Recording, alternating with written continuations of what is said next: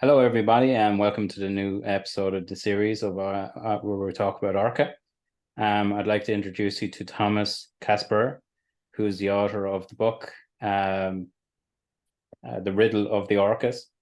It's a fascinating tale into the kind of the human element of the phenomena that's happening in the Iberian Strait. And so I'll go straight into Thomas. Thomas, do you want to introduce yourself, a bit about your background and the book? Yeah. Thank you, Nick, for the opportunity to talk to you and your audience. I'm a writer, I'm a book writer. I was working all my life in publishing companies. That's one part of my life. And the second part, among others, is I'm a sailor. And as I told you, I spent the last 2-3 years during the pandemic with my boat in New Ross in County Kilkenny in Ireland. Wexford. Yeah, I'm not sure. It's County Wexford. I remember. Yeah, you're right. But during that time, I had the chance to come in contact with that Orca topic because sailors in Ireland are talking often about, because many of them sail downwards to Gibraltar, and on the road they bring back stories. And so my first encounter with an orca I indeed had in Dublin in Malahide Marina, and it was an astonishing story that made me awake. In last year, I wanted to transfer and sail back my boat from Ireland to the northern Adriatic, to Trieste, where it is now, closer to my home. And the story was probably, if I may start with that, the story was quite fascinating because next to me was a sailor, Paul, living on his catamaran.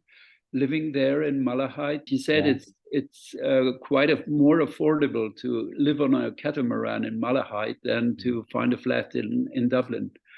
So he moved in summer, I think 2021.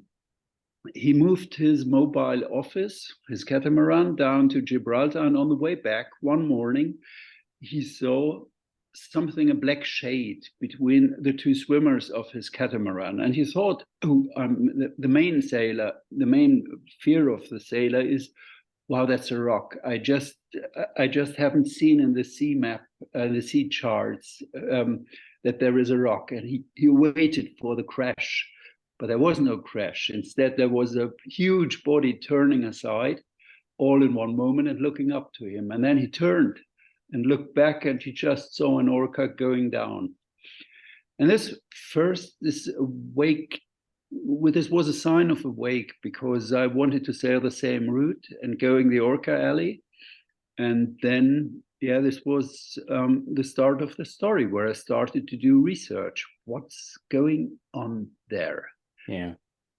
And I had the strange idea, human mistake, if I could find what moves or motivates the orcas to do attacking rudders and destroying rudders, or going for rudders, or going for interaction with rudders. This is what really happens. Very focused, mainly a focused process. I thought if I could understand what is going on and why they do what they do, I could find means of what can I do against that, or how can I drive them away, or how can I go out of their way, or how can I avoid a serious encounter? Because as a sailor, you are, you need your intact home, the intact hull, the intact rudder. You only have one rudder. You have many sails on board. So if a sail is rotten or is damaged, you can put another up there. But rudder, you have only one as a spare part, emergency rudder, emergency tiller. But if the rudder is broken, you get nervous, especially when there is wind and waves, and you are a prey to wind and waves. So it's a sort of psychological thing why many sailors are scary, or why they, I also said to myself, I always asked myself on the way down, if I would be, let's say, attacked by an orca. Interacted, yeah. No, yes, let's say if I have a feeling of being attacked, I said, Yeah. it's clear for me, I would defend myself. And the more I wrote on the book or did the research on the book, the more I understood, no, I don't think, I'm not that sure if I would do that. Yeah, because the more I did the research over the following half year, the more I came to the point where I said, if we just try to destroy, damage, harm everything, what we don't understand in the world, our days would be full of War. not good things, war. It would be just a mess. And so my book is also a learning process of from Saulus to Paulus, if I may mention the Bible, where the turning of the famous apostle to the follower of Jesus, from the soldier to the defender to the person who changed its mind. So it's one of the things I mentioned before we started recording the interview, that I received the review copy yesterday, and I was only able to get to, I think, 1 sec now, I'm just looking at the chapters. Chapter 7, which is pain, the very start of that one. And it was fascinating, very fascinating. I think the stories about the people's interactions is something that everybody who's interested in this phenomena needs to read, because as I was saying, Thomas, beforehand, that the majority of people that or the majority of media that you see on this subject is clickbait. It's fear inducing. It's like, it's the worst case scenarios and stuff like that. They use words like attacking and sinking and things just to grab people's attention in the wrong ways. And it's almost like there's dog whistles out there, including the people for the Orca and the people against the Orca in this situation. You see these like for the Orca, sink the ships, sink the rich, and all this kind of thing. It's like it's the only people, or the only thing that's going to lose in this situation is the Orca. But like, yeah, I agree. But the difference with your book is there's these people who have actually interacted with these, have actually experienced these experiences with the Orca, that are in the middle of the ocean or in the coast, and having their rudder. And what comes across is people's complete respect for these animals, the awe that they have. And they don't come away from these interactions with fear and saying, I'm never going to go there again. The majority of the people that in your book say they'll absolutely be sailing again, and they'll be thinking twice about going to the strait, but they'll be more prepared now. One of the things I wanted to ask you, Thomas, was when you were writing this book, was the satellite imagery or the location of the Orca and the hotspots, was that available at the time when you were doing your? No, not at all. It just started with the communities, with the Orca attack or Orca, just these 2 or 3 WhatsApp or internet communities where sailors tried to organize themselves because they felt not very good informed by the authorities, and also not very good informed by the whale protection and whale conservationist societies, because they said, it started there where the topic of the location played a role. And they first tried in last fall to create as many information about ongoing encounters with orcas, and feed it with serious data on where animals are that show that strange behavior, where they actually are at the moment. And the idea behind that was to create clusters of where are they moving, where can we as sailors move, and where are they going, and where can I go? Because we had among the sailors, we had often the situation, they were in Peniche in Portugal, and they said we didn't dare to go out the harbor because we thought when we go out, they damage the boat. But let me also say one thing. I interviewed for my book about 40, 50 sailors, and I preferred to get sailors who also had video takes and video footages from their what they did, because what a person is saying is a different thing to what really was to see. And so I had the first story. I'm living in Bavaria, and was by chance, it was a sailor who came just close from my village. And when I asked him how long did the encounter last, his partner said, oh, it was an eternity. And he said, because he's a technician, he said, it was precisely 8 minutes. So here you have the case where people see different things. And one thing I understood very, very, very soon when interviewing these people, and also the one group I interviewed were these 40 or 50 sailors who were inflicted by orca actions, let's say this way. I have only one whose rudder was not damaged. The other ones had damaged rudders. And the second group I tried to get interviews were the scientists. I have about, let's say, 8, 9, 10 different scientists, conservationists, sea biologists. And the method in this book is just a sailor tells his story, how it happened, and I try to retell it as detailed as possible. And then I went to the scientists and said, you have now 15 different, let's say 15 different major theories and explanations why the orca do what they do. In every chapter, I take one of these theories and I put it against the story. And I say, does that what we here see during the encounter or during the attack, people see it in both ways. Does this correspond to the theory?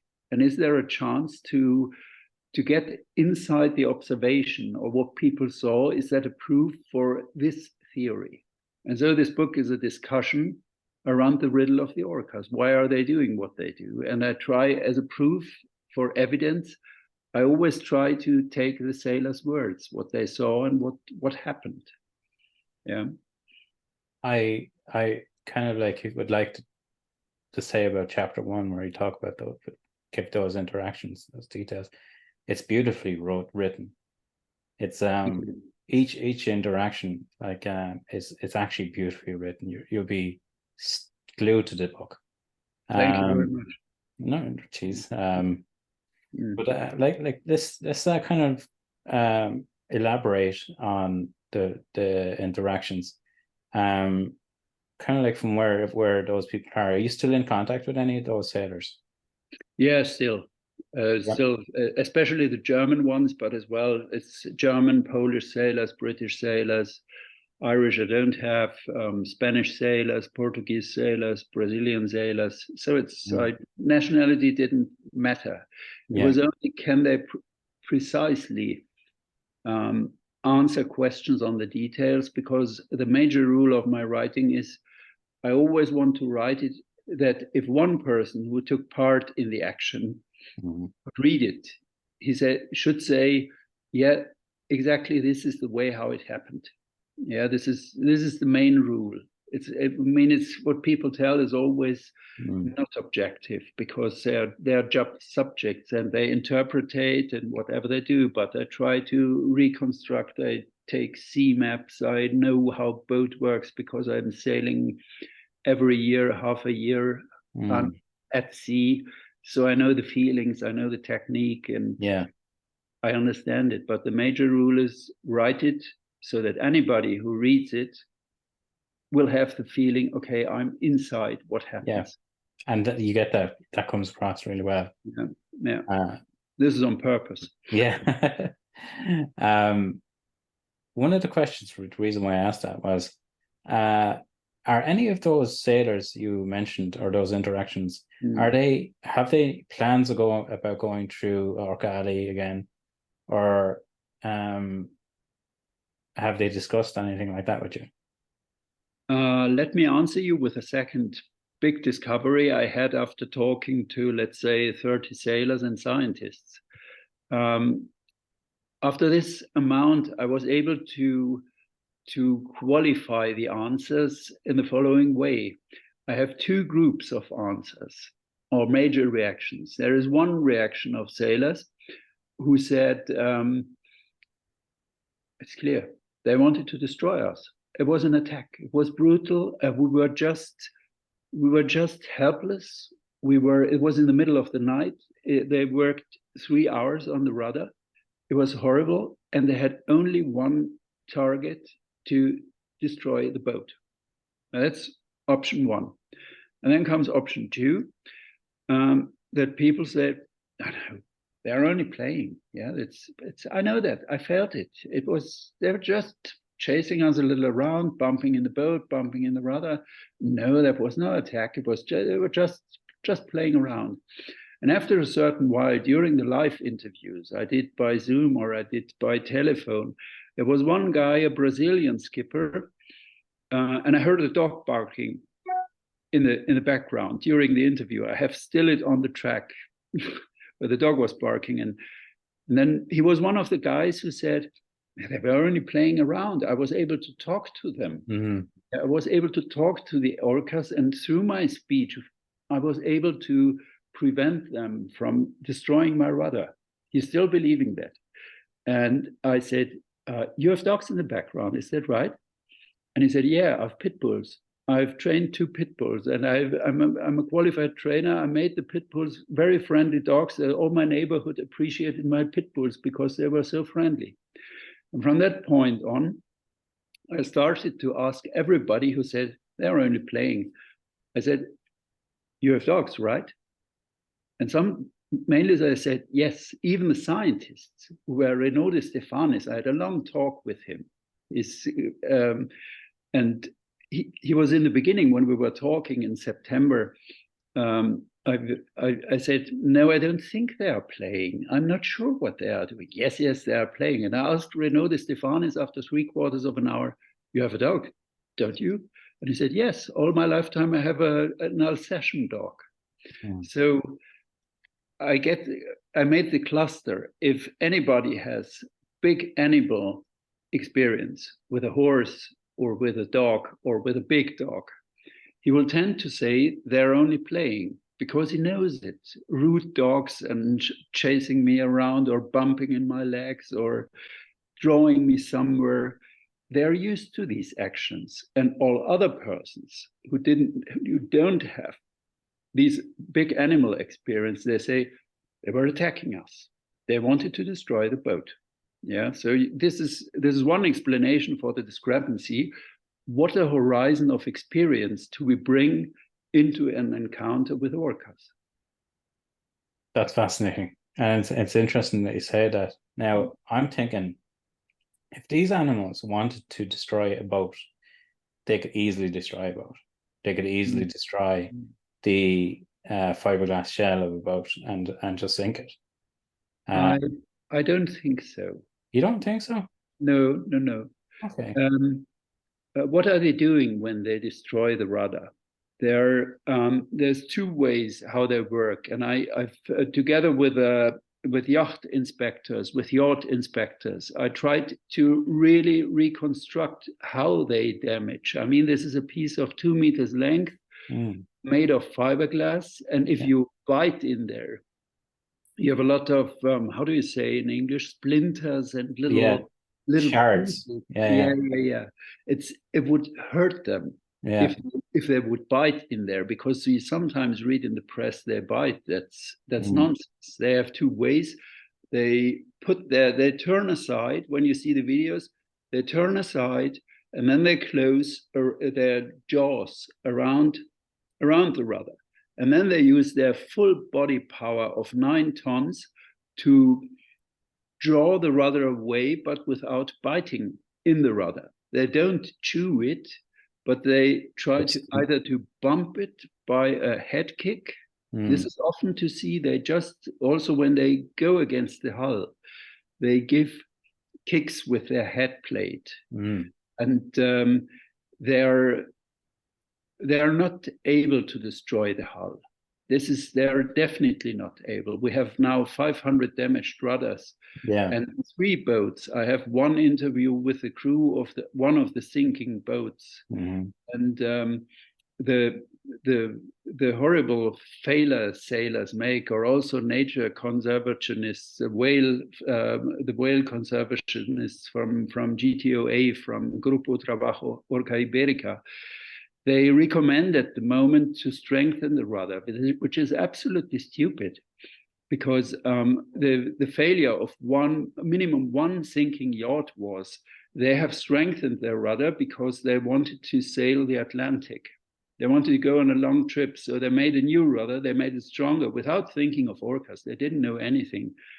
But when the orca is not when the rudder is not the weakest piece, then the shaft of the rudder is taken as a sizzle, and it breaks up the hull. So I was, from the very first moments, and I'm talking to boat builders at the moment, we're thinking about building rudders where you can put out the blade, so the blade is swimming behind you on a wire, so you won't lose it. But when orcas attack the blade and the rudder, they have the feeling, success, guys, we destroyed the rudder. But when the orcas are away, the sailor can put the rudder blade again back in position and say, go away. So I would rather recommend to weaken the rudder blade than to strengthen it, because I have the feeling it's always, with the sunken yachts, it's always the same procedure. The rudder was too strong.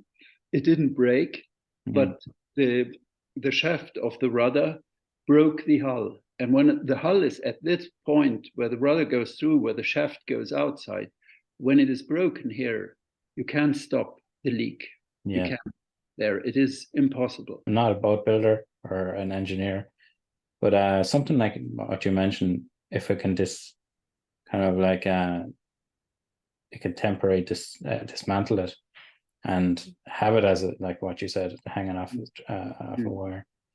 That definitely, has there anything been like tested yet or anything like that? No tests, but I heard I'm also writing for the Europe's largest sailing magazine, that is the Yacht, or the largest German from print one German sailing magazine, and they told me when I wrote last month an update on the Orca story, they said they had a call from an engineer who had the same idea, to make the rudder able to be dismantled from the cockpit, because he had the same idea. These are huge animals. If they would have a horn here, like a unicorn or something, I would follow your interpretation that they would be able to damage the hull because they have a sharp edge where they can sizzle in there. But it's all flat, it's all round, it's all smooth, so they can only. I saw often fiberglass, how it reacts when it gets a bump from a round thing. It springs in. If the bump comes not punctual, but on a bigger surface, the boat, it plops in. And when the obstacle goes out, it plops out again and it's straight again. You don't see that there has been an impact of 30 centimeters or something. It just plop and then it is there. It's elastic. It's a flexibility. Yeah. It's a woven mat, which with strong tires, and you can't make a hole there only if you have a very, very sharp thing, a very stick, a very then you can, with full force, you can make it. But I think there is no chance. Also on, especially on aluminium boats or on steel boats, we have no sunken steel boats. They have all been glass fiber casks, and I'm quite sure it has to do with the rudder shaft. When the rudder doesn't break, the rudder shaft is the problem. It breaks the hull. That's really interesting. Would you be able to update the group if you ever hear of any testing happening with that new method, if it ever comes to pass? That would be actually very interesting.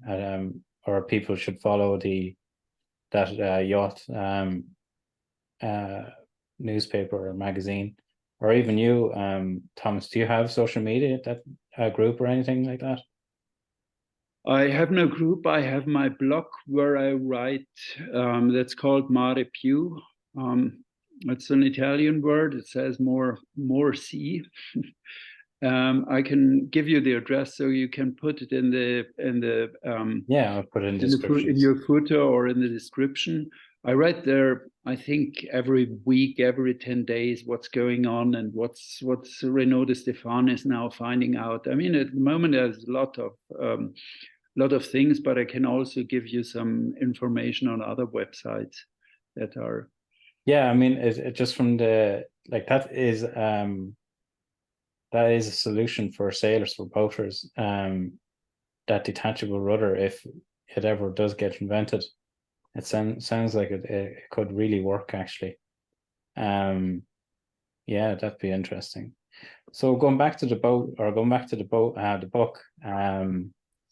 So as I said, I only got to the pain section, but in the disease chapter, chapter 6, you mentioned something that really struck out to me, which was toxoplasmosis, which is it's a parasite coming from cat feces. Yeah, exactly. And I was aware of toxoplasmosis before. How did it come? I just read science stuff, and Okay. so I just knew about it. But it was fascinating kind of theory. Let's tell people what it is really first. So toxoplasmosis is a parasite that goes and enters the host's brain, and the host would be a mouse, and it makes the mouse attracted to cat urine and unafraid of cats. So the prey would approach the mouse and continue the cycle of the parasite. So it gets also infected into people, and they believe it's called the manager's disease, if I may interrupt you. Sure, yeah. Because it lowers your feeling for risk, for personal risk. That is the impact on the brain. When the parasite gets its stuff into the brain, you get less risk. And I saw inquiries here in Germany where they said that managers have a very high proof of toxoplasmosis infections. They found out that, especially among this group in the job, they have a lot of that. It is fascinating. They say that a high amount of entrepreneurs have possibly have the parasite. But in your book, you mentioned that there was an observation of an orca spending an awful lot of time around sewage pipes going into the sea. Yeah, and this could be a theory that orcas are infected with toxoplasmosis, and which would explain their inaversion to the boats. Is there any actual proof of that? Has there been any tests involved, or has there been any kind of anything to back that theory up?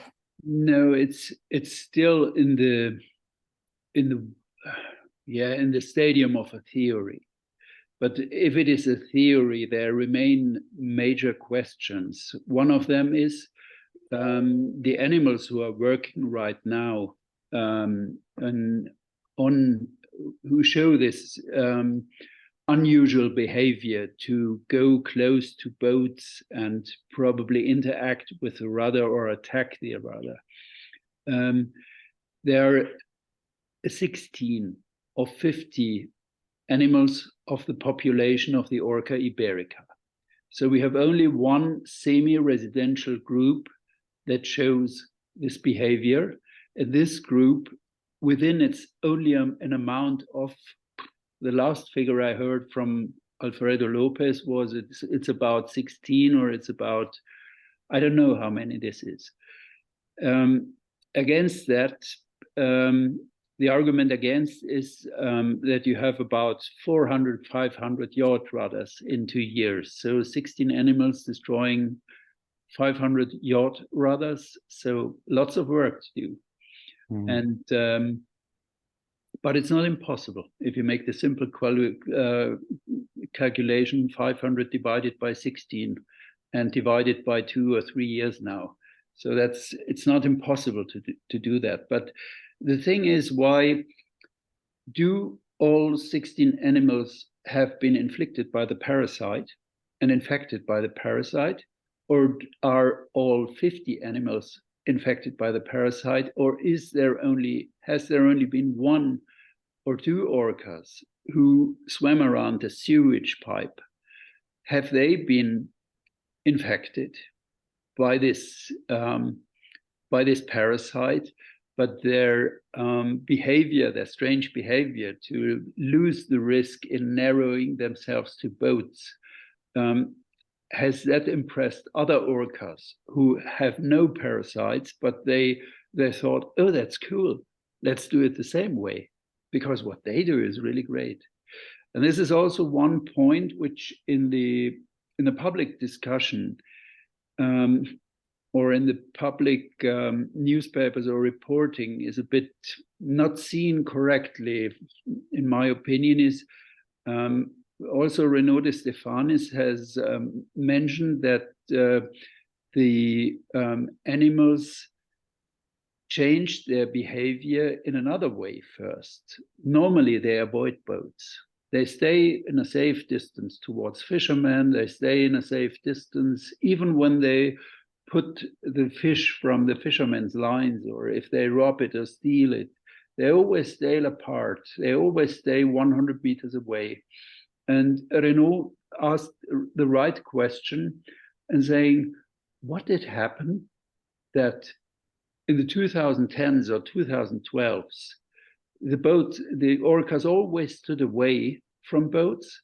And now we have, like in my story of the Irish skipper Paul from Dublin, why do they go to a catamaran? And also curious to look upside. What is this? Yeah, they lose their feeling for risk or for the danger which boats and humans may be for them. Yeah, there has changed something in their behavior. In Renaud de Stefanis said in around 2015, 2016, and in fact, I found one reliable source. It was a Portuguese whale conservationist who said, no, it's not only from June 2020, the abnormal behavior. It started in 2019. I was going out with trainees on my boat to watch dolphins. And then there came up one orca, and that was in spring 2019, and he bumped with his head plate over 1 hour in our boat. And he said we had it quite earlier. And this is also something that is not correctly seen, that it started quite earlier, and it started, in fact, with animals losing their respect for boats and narrowing them, going closer to them. You also kind of like adds that. I cannot hear you. Sorry, can you hear me now? Is it better? Yeah, okay. You can hear me? Yeah, it's okay. Okay.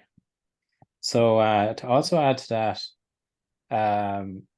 in your book, you identified that it's a very specific boat or yacht or vessel that they go for, and down to the measurements and the kind of hull type and everything that they attack. Do you want to go and kind of talk about that a bit? Yeah. It's stunning that among these 400, 500 yachts, nobody knows the exact figures because all statistics based on voluntary raising the finger, I was attacked or was damaged or whatever.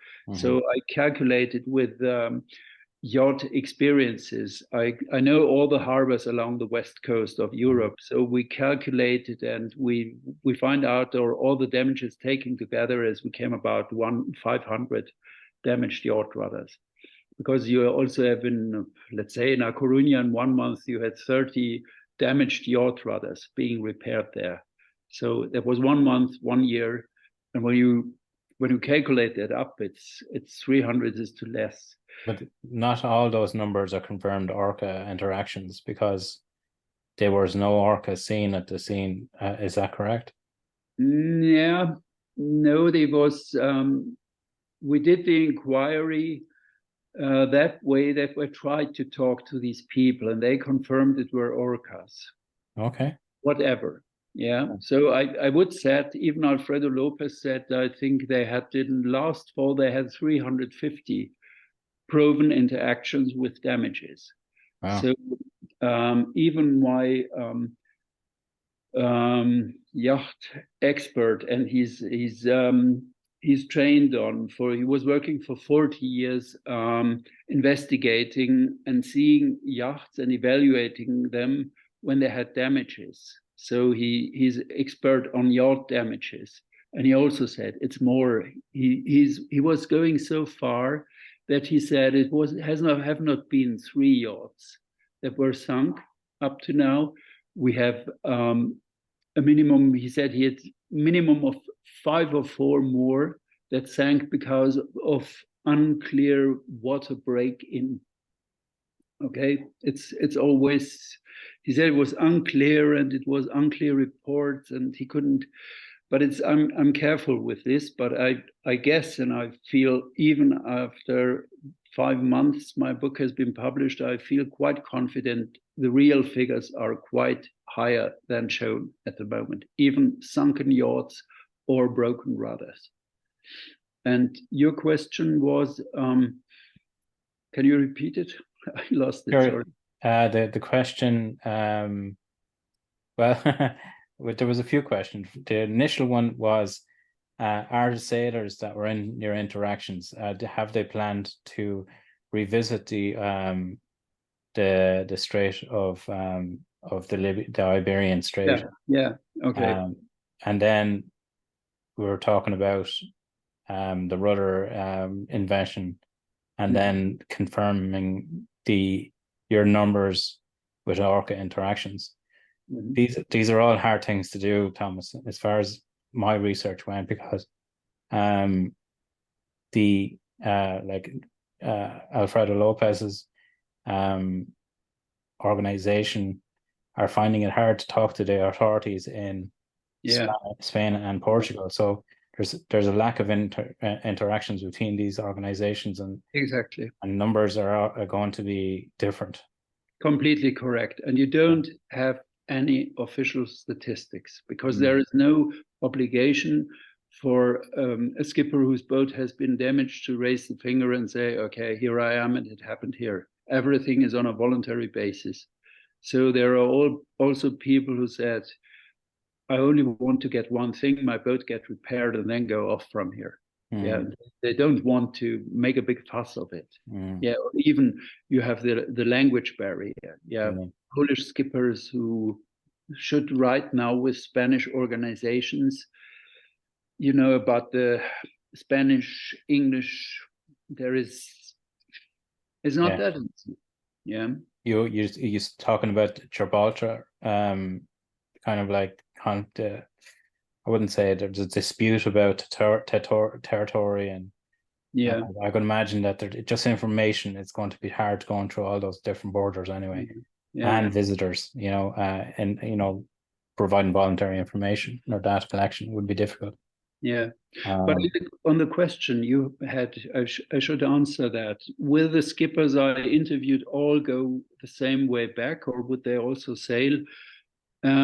Not every of them. Some were said, yes, of course. It's just, as I mentioned, those who were somehow used to big animals or who were not frightened of that. They say, of course, with several countermeasures, I will do that.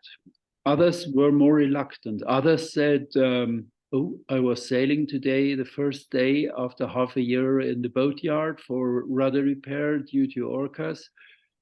I don't felt safe at sea. Yeah, but it's some have major. I mean, these animals are 7 or 9 meters long. At sea, my personal fear is always, I fear that what is bigger than me. I fear thunderstorm. I fear the huge ultimate storm. I fear the big container ship. Yeah, you always fear what is bigger than you. And even in the night, I had an interaction with a dolphin in Kotor Bay, and even a dolphin with 2.50 meters length. You don't go into the water to that animal because you definitely fear he's bigger than me. It's his element and not mine. Yeah, and I wanted to help this dolphin because he was wounded. Okay. Yeah, and I didn't read that part. I read the part that he had caught your anchor, and he was pulling around the anchor. But it took a while. It was around midnight. It was spooky because there was no wind. There was, and I can tell it because orcas are dolphins, as your audience may know. And so far, the behavior is the same. It was spooky. I was alone on the boat, anchored, no wind, and then the boat moved somehow. And I ran out and looked over the bow, and I saw my anchor chain normally going straight down in the water. It was like a teaspoon moving in a cup. It was going like this and going around. I thought, well, what's that now? Is it mermaid or is Neptune coming, or what happens down there? And it took some 2 or 3 minutes, and then came a dolphin up. It was a huge one. I would say 2.50 meters, perhaps. I don't think 3 meters. But and it took another 5 or 10 minutes till I saw he had a rope around his fin. Oh. And he tried desperately to get rid of the rope around his fin. And I had no explanation about that, but it was midnight. I took my dinghy and tried to get closer to the dolphin and to free him. And I had a knife with me. Only to show me his fin, I would have taken off the rope immediately.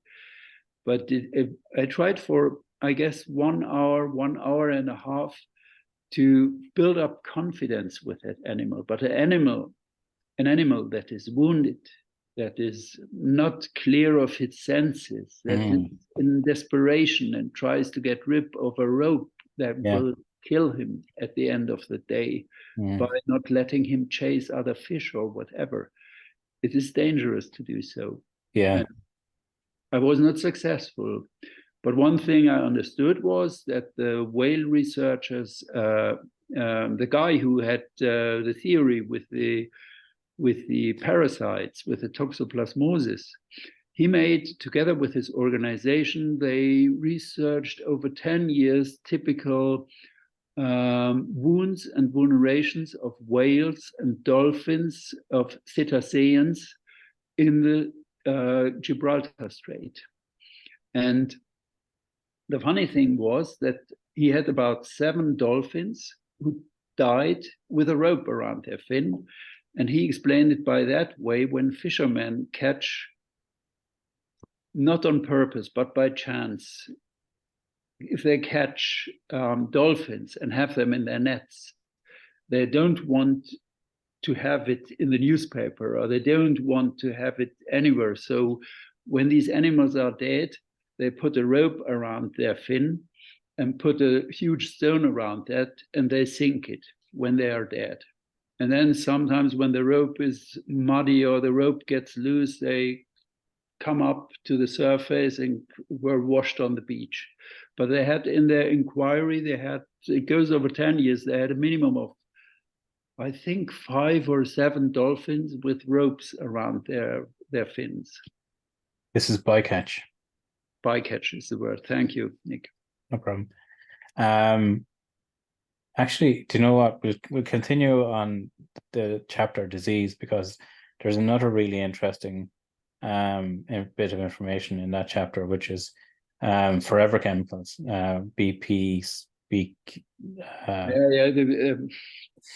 I'd have to look it up. The PCP. BCP. Yeah, the dirty dozen.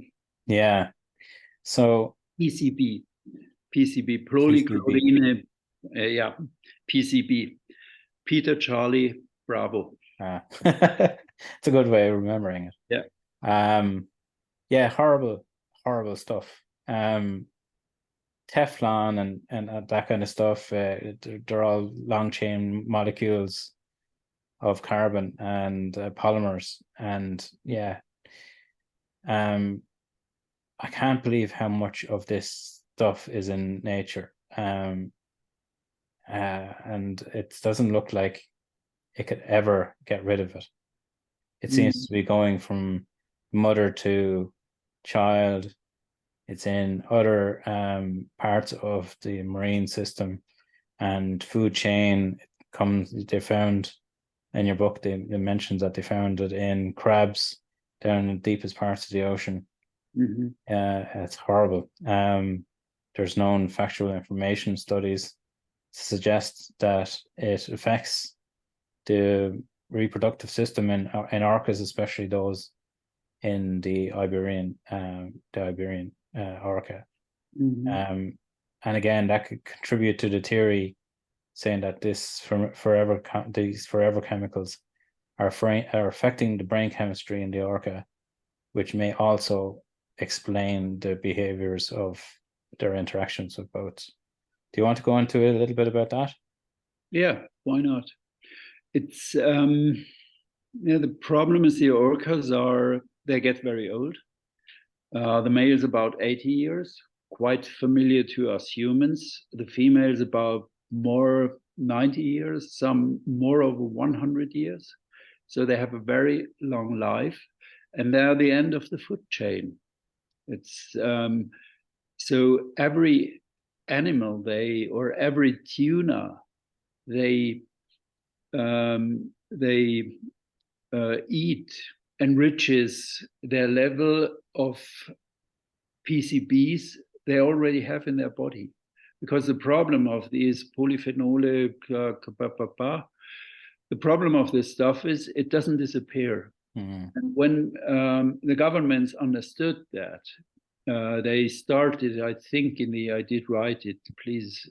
You did. It's in 2000. Yeah, 2000. They tried to forbid the dirty dozen, as it is called. It's a dozen of chemical substances, and they tried to prohibit any further use or bringing into the sea. But I know from Croatia that when there is a factory building electronic components, it was in the production of electric components. They put the water straight in the river, and every river ends in the sea. So, and if you have it in the river, you have it in the sea, you have it in the Adriatic, you have it in the Mediterranean after a while with currents. The Adriatic is a system of currents, and then you have it. You have certain places where you have a higher concentration of PCBs, and one is exactly the area where the Orca iberica are at home. It's west of Gibraltar Strait, and so it's quite. There are many. How do you say? Many points that you can think, okay, it has a certain role, PCB. It's playing a part in the life of the orcas. And I sometimes, when I was writing the book, I asked myself often, how much does a 90-year-old orca, leader of its pod, how much is she aware of how does my body changed the feeling of my body in all these years with the PCB. They are very emotional animals. They only have one kid per season. So do they realize that the changement in their body has something to do with the higher mortality of their infants, of their kids? Yeah, or when they are pregnant, they can when they have birth, the animals came, the young animals are dead. So do they know about these? Do they know about the things, about how they are coherent, how one thing is connected to another? It would be interesting to know that. There's actually another chemical that we know of that accumulates within the body and also affects brain chemistry. And that's mercury. And mercury is known to accumulate in tuna. Yeah. Because tuna is the main food source of the Iberian orca, that also could be a chemical to look at to explain this behavior. Because what happens in humans with too much mercury poisoning is that it changes brain chemistry, and like there's like mercury poisoning affects how we act. There's like, some people would say that it drives people mad. So, that might be a chemical to look at to explain the behavior too, if there's a buildup of mercury within these orca. But again, here is also the problem again, as with the parasites. Are all 16 people, if we just suppose it's 16, perhaps it's 22, perhaps 25,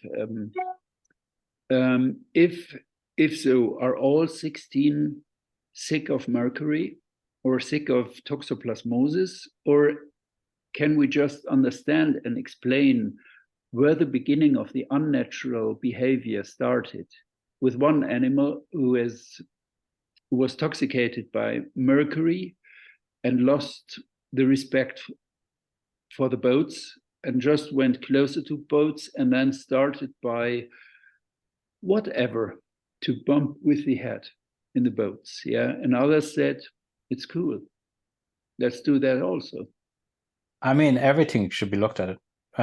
What Alfredo said, the main two meaning or three meaning or leading theories is illegal fishing off of leisure vessels, which is hooks being drove off the back of orca. Now, the reason why he said that was that they were pulling hooks out of orca that was embedded into their bodies. And then White Gladys had a large wound from impact in her midsection on her flipper. Again, was it to see associate these leisure vessels, because it's also specific to leisure vessels of a specific size. And then the third one is its play, right? So that like orcas have historically, and I imagine that this theory is going to be in fashion, which I haven't reached yet. But the orca were known to carry salmon on their heads. Yeah, but not there, but in British Columbia. In British Columbia, like the orca as a species. But yeah, like I would imagine it's a part of all of these theories. Like there's probably a mixture of all of these theories that would come back to the cause of this. And I said it to Alfredo, I says, do we know who case zero was? And case zero, there's no case zero. They didn't kind of, like, as you say, put their finger up and say, hey, I had this happened.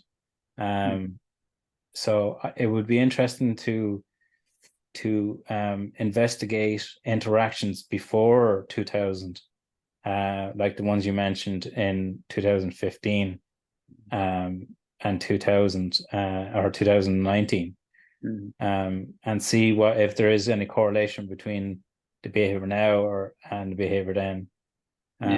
Because I think if you look back, if you try to identify case zero, you're more likely to get to the bottom of this behavior. Yeah, yes and no. You have an explanation how it started, but there is also one, if I may mention, that there was an orca named Lucy who lost a fin, a flipper, one of his flippers in a fishing line. It cut it off or whatever. Wow. She was caught, and she was sad that she also lost her baby in the net. And I heard from serious sources that Lucy was at the beginning often involved in interaction with yachts. So there is one orca having lost a baby and his left flipper. We think very human in this way and say, okay, maybe she started something out of that. Maybe, yeah. But yeah, the other 15 ones had intact flippers, not lost baby. So why did this? I would say what the beginning is one riddle of the orcas. And the other thing is why did they take over the behavior? Why did they start to duplicate, to use it, to show it themselves? What is and therefore I have the chapter fads in my book, because these animals, not only the orcas show strange fads, they show, you mentioned the orca Alder who put the fish on his head. And Alder was I guess he was in the 80s. There's one photograph, but a few years ago, another orca showed the same behavior 20 years later, and showing a dead salmon on his head and burying through the bay, and other orcas imitating his behavior. You have orcas there was one orca, the case of one orca who, I saw a video about that, it was also spooky. He was used to drag the anchors out of the ground and take the chain in his mouth and draw the yachts behind him through the bay. Yeah, skippers don't feel amused about that because they don't see the sure. Yeah, yeah. I'm sure it's great crack for the orca. Yeah. But they have lots of it's I think the solution of their behavior is mainly, as I once read that from a researcher who watched them 6 months in the Antarctic, and he said he could watch them all the day, and he said 10% is for hunt and 90% is socializing, talking, playing, talking together, because they have a very specific language. Yeah. Proving new tactiques for chase and for hunt, training kids with how to cope with prey. What can I do with prey? And I think the salmon head, the explanation is the orca mothers feed their youngs. The youngs were till they are 11 or 12. And then they offer them the prey, but the prey is dead, and they want their kids to play around with it and to learn how to work with prey, how to work with feed, how to make them used and get them used to several things. And they are so curious, and so they are also finding new ways what they can do with prey fish. Balance it on your head. And when we as humans see it, we say, why does this fish wear a hat now? But it might be a pantry. It could be it could be the orca saving fish on its head so that the other orca don't eat it on it. Yeah. Or feeding its calf later down, in the day or whatever. As much as we do, like my own child, you prepare meals in advance, Mm-hmm. They are inventors like Nikola Tesla. They invent things. What can I do with things? Yeah. What can I make you? I love Nikola Tesla, actually. Yeah, there we are by another. Yeah. Another thing that sparks our imagination. Yeah. So we just go back to the book again. So again, that was looking at disease, and I only started pain. So would you like to just give a quick synopsis of the rest of these chapters? Pain, revenge, fashion. Well, we just spoke about fashion, hunger, and then noise. So we'll just talk about pain for just a few minutes, if you don't mind. Pain, I think, yeah, we have it, the parasites, we have the pain, the lost flippers. We have, at this point, in fact, a lot can be explained by the multitude of human interaction in the Gibraltar Strait. I mean, you have there, it's one of the most traveled sea straits in the world and sea passages. You have the freighters there, you have the freight ships, you have the container ships. And when you see in the sea charts how LNG, the European crisis on gas, changed the LNG tanker fleet around Gibraltar, it even may have risen the amount of huge ships going in, going out. Interesting. Yeah, you can see that easily in marine vessel finder or websites like vesselfinder.com or marinetraffic.com. You see it easily that the sailors are, I'm always astonished because you have huge amounts of ferries, of freight ships, of container ships, and then you sometimes see the sailboats going and squeezing themselves on the northern edge at Tarifa and going around the corner. So you can imagine there has to be some impacts there with whale and orca. Yeah. I actually spoke to, I was in another interview just right before your one, with a guy from New Zealand called Nathan Pettigrew, and he's a citizen scientist. And what he does is he identifies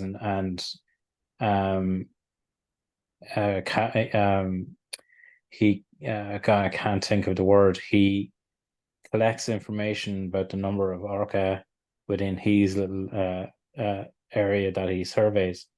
But one of the things that he took responsibility for is to try to actually reduce the speed of people in boats, because in his specific area, the orca sleep and then pop up out of the water, and then people with speedboats hit them.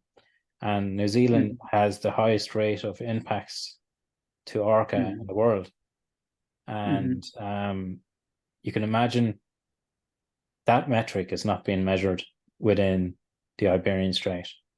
And what impact does that have on the orca there, which is another factor to be taken into consideration with this behavior. Yeah. It's very complicated, isn't it, Thomas? Yeah, therefore, at the end, the riddle remains. It remains unsolved, even if I think the reader of the book will have in the end a feeling what could be behind that. But however, where it exactly came from, what the first impact or case zero was that created it, that will be a mystery for long. But I think that will last. But the thing is, I think if you compare all these different theories, each of them is interesting. Each of them could be the spark that ignited the powder cask. Yeah, each of them can be the beginning of the story, but where it goes now and how it will proceed and what the orcas will make all of that and how we as humans react, this is just in the future and in our hands. This is true. I'd like to we'll kind of close up on it, but I don't know if you were made aware that a leading scientist passed away there this month. I think it was 11th. Just going to pull up his name, Dr. Roger Payne. And he was responsible for identifying the sound of orca within the water. And the reason why I mentioned this is there's a new theory to say that the next versions of AI or AGI, you know, will be able to translate these songs into English or whatever language, so that humans can actually understand Orca and other Cathians. But source citations. If we can actually get that technology, that will then tell us what's going on here. If we can actually communicate with these animals, because they're clearly as intelligent as they are, would be able to communicate if we have that little missing link or Rosetta Stone in the middle between us and them, you know. I followed this track in my book in the chapter Noise, because we have here in Germany, we have a researcher who is working on two topics, and one is the Orca language. He's working now for 5 years on that, and the other one is early recognition of dementia by speech patterns, by certain repeated speech patterns. And I said, well, why orcas and why dementia? And he said, no, it was not dementia, it was Parkinson, sorry. And he said, Parkinson is a nerve disease that blocks the muscles.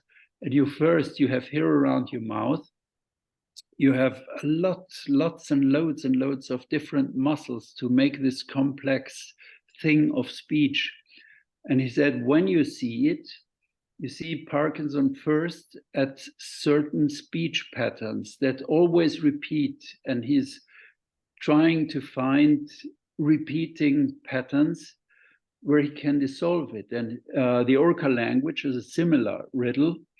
And he said you have it always. Also, Dr. Payne, who did the research on the language, this German researcher uses the 20,000 different Orca sounds from the British Columbia, from the hydrophones. And he said he's today able to understand when they are saying, I'm Fred, I'm on the right side, and on the other side, I'm John, I'm on the left side, and in front we have Tuna. So far he has understood, or he's able to understand. And he said, if I bring him a protocol of, let's say, 10 minutes Orca behavior, like scratching their back at a rock, or being at chase, or being excited, and if he has the according clicks, he can explain to me what it means. He's already on that point. But he said he was sure on. We did that before the artificial intelligence hype, which started now a few months ago. But he said he's sure that in a lifetime he will solve the riddle, and he will be able to understand the Orcas. So I can confirm what you are saying. My God, that's incredible. Is there any way you can ask him, would he be like to be in this interview? I'd love to talk to him, actually. Yeah, I can give you the contact. It's just brilliant. You have the name in the book. You can research him. You can find him out. But I give you the contact if you like to. That'd be brilliant. Thanks very much. Yeah. But, I mean, that would answer an awful lot of questions. Yeah, be careful that we understand what they are saying. Might help our understanding, but as long as we are not able to speak to them and ask questions, or understand the logic of how they question each other, or are they able to put question marks in their speech, as long as we don't have a dialogue, we are still in the mode of guessing what's going on. Yeah, it may be a huge step in understanding, no doubt about that. But the big thing, we are not yet in conversation. Let's say it like this. We need to close that framework of communication. Yeah. Encode, decode, noise. And ask concrete questions, saying, like you ask me now, how about, do people sail again here? A question is a very valuable tool. Yeah, absolutely. Yeah. As long as we don't have it. Do you know, talk about communication, it's interpretation. Like the root of communication in humans is the translation of emotion. We translate emotion first into a language, and then we encode that into someone else. But the noise part is the most part. Like that's really difficult in human communication because of interpretation and personal interpretation of words. That barrier there will be very difficult in terms of communicating with another life form like Orca, because our interpretation of words is so ambiguous. It'll be definitely very difficult, you know. So talking to this guy would be fascinating, and seeing where that leads. I think if they do have a breakthrough, it would be very rudimentary communication, I would imagine, you know. Yeah. Going back to your book then, Thomas. I can show it. May I? Yeah, absolutely. Yeah. I just show it here, The Riddle of the Orcas. Let's say it like this. Yeah. Okay. And you can get it at Amazon.com or Amazon Co. UK. Yeah. So it's available in English-speaking countries. And I will provide links in the description and title. Yeah, great. You have many chapters. It goes on to chapter 19 or chapter 20.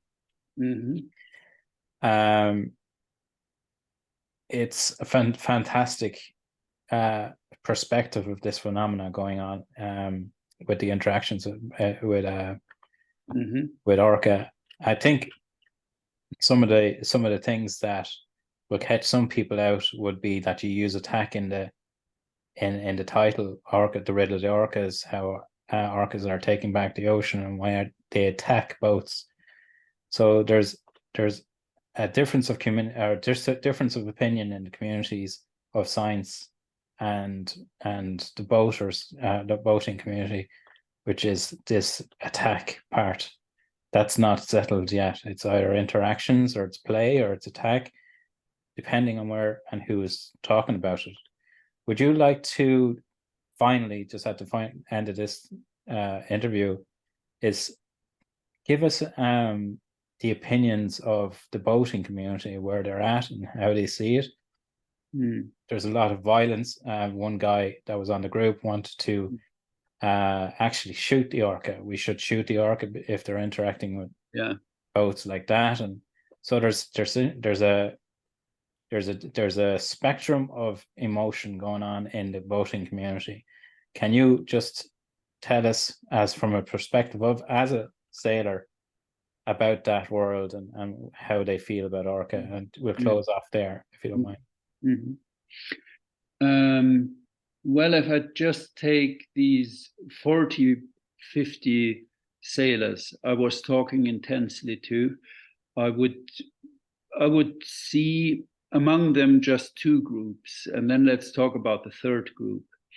There is group number one that suffered serious damage from the Orcas. There was a yacht of young Polish sailors. They were 30, 32 crew, innocent crew at A Coruña, going out and having a leak, and were sinking, and they were far, far away. And they were really in fear because their boat was close to sinking, and the floor of the saloon was swimming up the wooden floor. So they really had serious water inbreak. But the young Polish sailor who told me their story said, I have to promise her that I don't write bad about the Orcas. She wouldn't allow me to reprint the story if I would write any negative things about the Orcas. And I heard that often from people who were talking to me and telling me frankly their stories. I don't want to tell you to tell any negative things about that. And at the first moment, I thought of, you might know that too, in for psychological phenomenon that is called the Stockholm syndrome. In Stockholm, there was an embassy, there was some 20 people taken hostage from, I don't know who it was. It was just in the 90s somewhere. And the psychological phenomenon was that these hostages, after they were freed, showed many sympathies for the people who violated them. And it was, since that time, is called the Stockholm Syndrome, that people who suffered from others show sympathy for those who made them suffer. But after a while, I understood it has nothing to do with the Stockholm Syndrome. If I would say 50% of the sailors I talked to showed that behavior, because I think more they understood from the way how the orcas act and do their let's call it for a moment attack. Please allow me to do so. Attack on the rudders. They go very calm. They are very, very focused. They are not frenzy like the white shark in the film. They are quite concentrated on what they want to do. And I'm sure they know what they do there. But I also think they found a new toy where they know how they can get a reaction. Or let's take it the other way around. 80% of the damaged yachts have the same size, 8 to 13 meters, have the same construction material, and have the same shape. It's a single rudder and a single keel. And they understood from a certain type of toy, they understood, okay, here we can train something, or we can play around, or we can make new experiences, or we can, whatever we do, but we can make exercises or training with this stuff. And we even get a reaction from those who are on board. As many stories which I have in the book where they show themselves when the rudder is broken, they dive up behind the boat and balance the broken rudder, parts of the broken rudder on their head, showing it 3 meters away from the skippers, as if they would say, hey, don't you think it's cool what I am able to do? Don't you like it? It's such a great stuff. And I thank you that you made me able that I can do this. Yeah. So my explanation is, in a way, it is aggressiveness, training on aggressiveness, training on showing effects on some other thing. One major mistake, a biologist explained to me, a major mistake of people regarding the orca interactions is that they often say, like if you have seen the video on the Volvo ocean race, the last weeks, and these are professional sailors, yeah, and they say, oh, they are coming, they attack us, they're coming for us, or things like that. Yeah, they feel as if all what the orcas do is something that is in connection primarily to them. But perhaps this is not the case. Perhaps the orcas do what they do because they want to interact among themselves. When I see the cases, I saw in every of my stories, it's either one orca or it's 3 to 4 orcas with a youngster with them who are showing the interactions. Okay, but they do it also because they interact among themselves and say among them, hey, look, I'm able to do it much smarter than you do, destroying that rudder. Shall I show you? Yeah, I do it now. So it has a lot to do less with the sailors and less with the objects they play with, but more with the social interaction. As I said in the beginning, 10% hunt, 90% socializing. Yeah. And this is a part that is often not seen correctly, I think. But if you see it from that point, we always, because that's our fear, we always tend to interpretate an interaction as, hey, he's doing something harmful to me. But even if the orcas know that they do harm to the boats, they do it not to harm the sailor, but they do it to show the other orcas, hey, I'm the biggest fish here, or I know something, I show you now. Or many skippers had, when a youngster was with the orcas, they had after a while the feeling, when they had the tiller in their hands, they said, I had now a weaker movement on the tiller. I had the feeling the youngster was trained now to try also, that his mommy is saying to him, try, we show you now how it works to break a rudder. So what I want to say you is, it's clearly, it's something where they know they break something and they damage something. They are intelligent and smart enough that they know this is it. But in one and the same encounter and shown behavior, there is aggression, pride, training, socializing, talking together, playing together, training skills on hunting, cooperation. They always chase in groups. There are no single hunters. They talk to them. When you see the videos, they always are training on how to improve their group chase and hunt. So it's a lot of this in this behavior, but it's also clear they know what they do. I wouldn't say they know that they sink the yacht. This is just on working on it. But I think they know, okay, I go when I heard the crack. So going back on, just from the sailor's perspective, White Gladys and our crew, this behavior is getting trained to new orca or the calves, so we can assume that it's not going to go away anytime soon. So the sailors will have to adapt, and especially ones that are sailing in vessels that are targeted. Mm-hmm. In your interactions with other sailors, are they aware that they are the ones that have to adapt?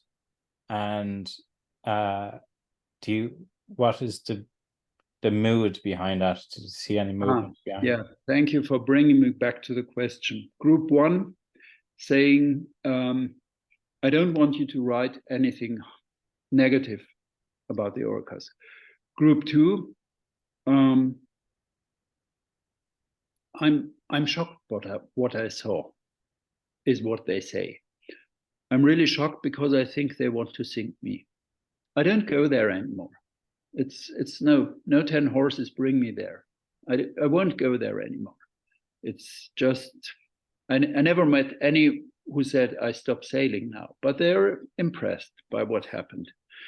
These other sailors I talked to, it was none of them I talked to was so violent as I sometimes read on the social media, saying, take a laser pointer, point it at their eyes, just blind them. Gosh. Throw barbed wires on them. Gosh. Yeah, you read any, but I don't think it has to do with the orca. It's the media, the social media. It's just, it's always exaggerating. Always, yeah. On any topic, if there is a bubble of people who feel the same way and say, just let's be cruel to them. They are cruel to us. And if there is no corrective, and then you have the typical social media effect, it gets stronger and stronger. So at the moment, Thomas, and as a percentage of Group C, what percentage would they make up the community of sailors in the ones that you've interacted with? I would say you have idiots anywhere.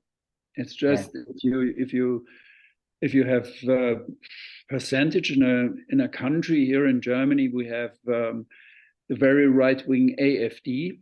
You might have heard of them, and in normal situations, you have 10% radical right-wing in every society. Yeah. but now they have a playground where they can meet and where they can make themselves attractive by crude theories to others. They swell up to 15% or to 20%. You have the phenomenon on everything. It's a problem of social media, not of the Orca or the Orca community. It's an issue in human society and tribalism, but what I was probably going to get at is the confirmation that this is a minority group that are saying vile things and how to react or adapt to Orca. But I guess it, like, we'll try to identify ways in which to pull people out of that percentage. And how do we do that? How do we take people out of the super aggression part and say, hey, at the end of the day, these Orca are not attacking people. They're pulling apart a piece of a boat. You know what I mean? So we need to radicalize the super aggressive people. But I actually don't know how to do that by creating information and sources like this to educate people. Yeah, it exceeds what I wanted to do with the book, or what I wanted to provide the people with what I wrote. It just exceeds that. As I'm saying, it has nothing to do with the Orcas. It's just a phenomenon of social media, who has lots of good impacts. I mean, talking to you, I never would have been able before to talk to an Irish guy who is very, very much interested in Orcas, and I'm a German guy who is also interested in the Orcas. So it has a lot of positive impact, but I fear the way of dealing with the negative impacts. There will be no chance to get those providers of social media into our boat. As long as those providers see only the money they can make and not the responsibility for a society's health, as long can you and me discuss 100 years about how can we de-radicalize. We won't be able. Thomas, I had one of the members in my group, and we're on about shooting, as I was saying, shooting the Orca. Yeah. And how I reacted to that member was I banned them. Yes, I just removed them. Yeah, clear. It's only you won't understand what you are saying, Nick. Yeah. Because you're in your bubble and he is in his bubble and I'm in my bubble. He won't understand it. He's seeking, like you and me, we seek always for confirmation. But it's if anybody is not singing my song, so what shall I do? Yeah, you can ban them. The thing is, if I don't think you're a member of my group yet. Yet. Not yet. But you'll see that the theme going through the entire thing is education first, identification of behaviors of all the Orca species and groups around the world, and I don't allow anything to do with captivity. Captivity is a banned subject. Main reasons why is that I'm not an expert in it, and it's an extremely difficult subject to actually approach on a perspective of equity and empathy and sorry, there is another word I'm trying to think of, but I can't think of it. But I'm just not an expert in that area, and I think it deserves an expert's point of view and being able to address the subject. I'm a marketer and I'm a business developer as a profession. And I know that if you, the more interactions you have or impressions you have on a subject, the greater the chances or ratio that you're going to entice people to do that thing. So that is one of the reasons why I don't have captivity stuff on it either, because I don't want people going to parks. I don't want people going to marine parks due to my platform. And that's the reason. So my group is around wild orca and the science and behaviors behind it. Mm-hmm. And conversations with members of this community like you, and ideas that books like yours are coming out. This is perfect because it identifies human stories, it identifies actual factual information, like the stories that people went through. And then you have your scientists that you're involved in it, and then we have Alfredo and the marine biologists and their perspectives. And I think you need a platform that provides both, or even, you know, the third party, which would be the fans, you know. Yeah, I think the solution can only be found by the discussion between all sides, the researchers, the sailors, the biologists, the marine biologists, because at the moment, the last years, I had the feeling the conservationists said, yeah, then you sailors stay away. It's a simple proposal, but Unrealistic. those proposals should always develop together and hearing the other side. Yeah, you cannot take your megaphone and talk in there, hey, listen, stay away, or strengthen your rudder. It's just absolutely the wrong, technically absolutely the wrong idea to say that to sailors. How can people say that? You have always to talk to the experts from the other side. This is the art. And if we can create a process where people start from different directions and work together on the problem, this is what I absolutely would support, and what I would desire that comes up, because a single group finding solutions, I don't believe in that. Probably the researchers, because they have their tools, and they and I think also that the actions that are undertaken by Renaud de Stephanis, they show first success.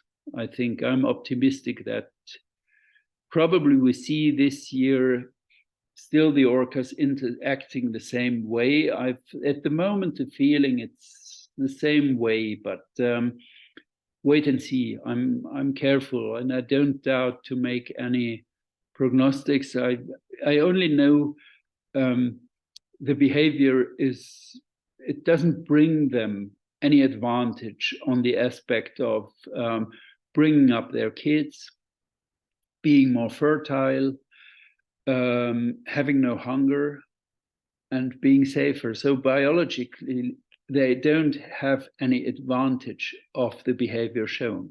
And this is also a reason why I believe it's just for fun, for training, for getting expertise, for being curious, for training coordination among themselves. There's a lot in there. I think there has to be something in connection with that, because again, the boat doesn't fight back. But it's, yeah. They do it at the end of the book.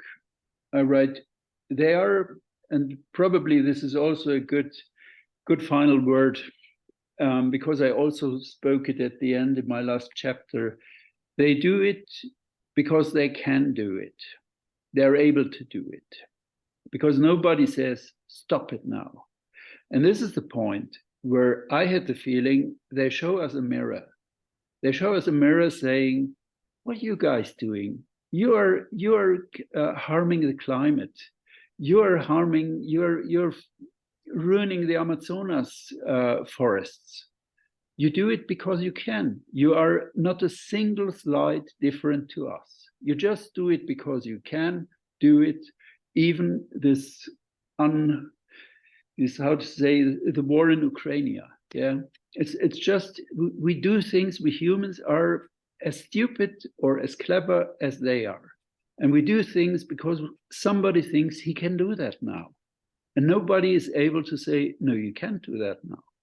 Yeah, so privileged. You're privileged. Yeah, privileged, but the orcas are so similar to us and are relatives to us in their behavior. We have 1.2 kilogram brain. They have 0.4 kilograms and more folded and millions of years older than our brain. Yeah, they're so smart in their things. They know what they do. And I sometimes think they're mirroring us. They show us a mirror and say, look at yourselves if you talk about us. Look what you do in your personal life or in your worldwide life or as a society. Is it a reflection of us in the future? Yeah. Yeah. Somehow. Well, thank you very much, Thomas. We'll have a quick chat after the show, but thank you very much for being in the series, and it's a fascinating book. I highly recommend it. I can't wait to read the rest of it myself. Do you want to have any final words or information about any updates or additions to this book or series? For environmental reasons, we make the book on demand. We produce the book on demand. We don't print huge print runs because they carry them forth and back to bookstores and back and so on. And publishing a book on demand means you can always update it. I've done 2 smaller updates. There will, at the moment, I don't plan an update. We are updating all the time. So when people buy the book, the printed version, they can always be sure they get the up-to-date book or the up-to-date content. And this is, yeah. And no further words about that, about the Orcas. I think we were in depth in there, and also that I repeated what the last chapter is saying. This is good enough as a... Yeah, I think it gives people an idea of what the book is about, and it's definitely a fascinating look from the perspective of the sailors. I think that's a missing link in this entire story. But that's, you probably hear my daughter in the background.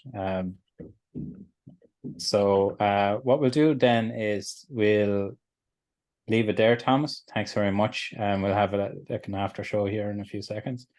But thank you very much, and we'll stop the recording there. And thanks everybody for listening. Yeah.